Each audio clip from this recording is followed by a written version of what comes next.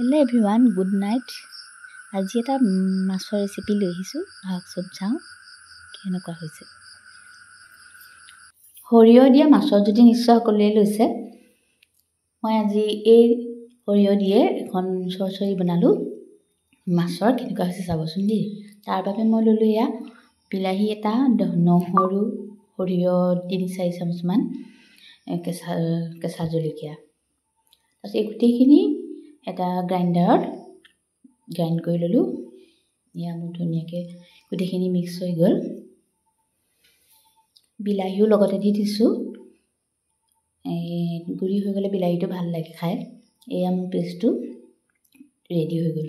তাৰপিছত মই পেন এখনত তেল অলপ গৰম হ'বলৈ দিলোঁ। তেলখিনি গৰম হোৱাৰ পিছত তাত 2টা পিঁয়াজ মিহি মিহিকৈ কুটি লৈছিলোঁ, সেয়া তাত দি দিলোঁ। পিঁয়াজখিনি অলপ ৰঙচুৱা পৰালৈকে তেলত লৰাই থাকিলোঁ অলপ। সেয়া মোৰ পিঁয়াজখিনি ৰঙচুৱা পৰিছে আৰু ৰঙচুৱা হৈ গ'ল। তাৰপিছতে মই বনাই লোৱা পেষ্টটো তাত দি দিলোঁ। এই সৰিয়হ, বিলাহী, নহৰু, জলকীয়া সকলোৰে পেষ্টটো দি বহুত বেছি দেৰি মচ খাব দিব নালাগে। বহুত বেছি দেৰি মচ খালে কি হয়, এই সৰিয়হ দিয়া চৰচৰিখন কেতিয়াবা তিতা হৈ যায়।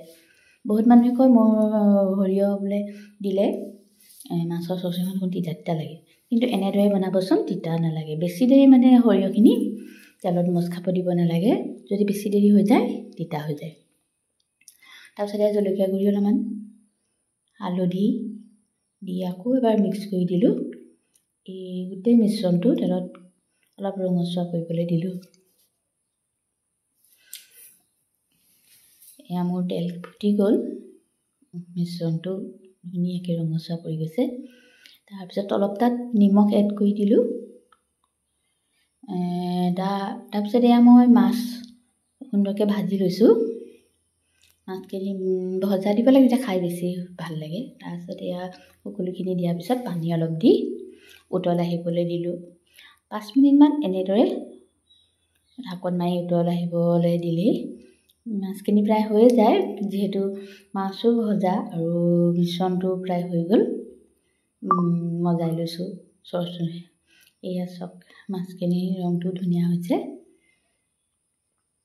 অকণমান দেৰি পানীখিনি শুকাবলৈ দিম এতিয়া।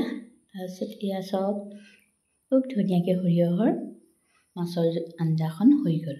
তাত এয়া মান ধনিয়া লৈছিলোঁ যে, তাৰ মিহি মিহিকৈ কুটি ওপৰতে দি দিলোঁ। ভাল লাগিছেনে বাৰু দেখি? খাই খুব ধুনীয়া হৈছে, খাবলৈ খুব ভাল লাগিছে। এয়া চাওক মোৰ সৰিয়হৰ মাছৰ আঞ্জা, ভাল লাগিছেনে?